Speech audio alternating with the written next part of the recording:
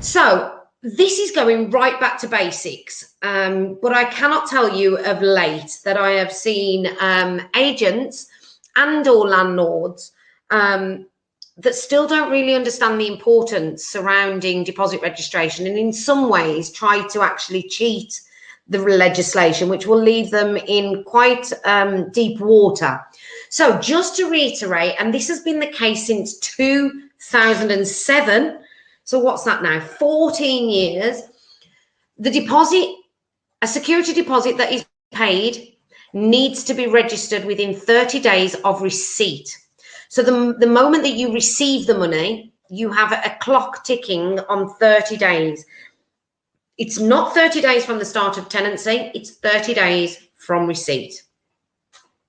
You also we now have a 30-day ticking clock to not only register the deposit, but to also comply with the other bits of the legislation, which include the deposit, the prescribed information to be issued to all tenants and relevant person within 30 days, terms of the scheme to be issued to all tenants and relevant person within 30 days. Example, DPS have terms and conditions, TDS have a leaflet, and a certificate where applicable to be issued to all tenants and relevant persons within 30 days. Let's just clarify what is a relevant person. A relevant person is the person paying the deposit. So if you have a young couple that are renting a property and mom and dad are paying the deposit on their behalf, you need to serve all of these documentation on the person paying the deposit in order for you to be compliant with deposit laws. Hopefully nice and straightforward. Let me just quickly explain to you what some people have been doing. They have been taking what they are calling upfront rent and not calling it a deposit and leaving it on account until the end of the tenancy and then trying to use it as a deposit. You cannot do that. If you've got money that you've taken that you are intending to use as a deposit, then it is a deposit, a bit like what Ben said earlier.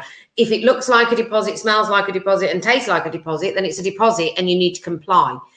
Remember, guys, that the penalties, a failure to comply with this bit of legislation means that you cannot serve notice on your tenants validly.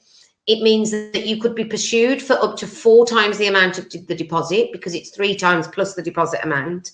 So not only could it be quite costly to you, but more concerningly, you may end up in a situation you cannot get possession of your property. It's really, really, really vital that you comply with this. And I have so many people, so many landlords, agents, people ask me, we haven't complied. What can I do to fix it? And the honest answer is you can't. So it's one of those pieces of legislation that you just don't want to get wrong.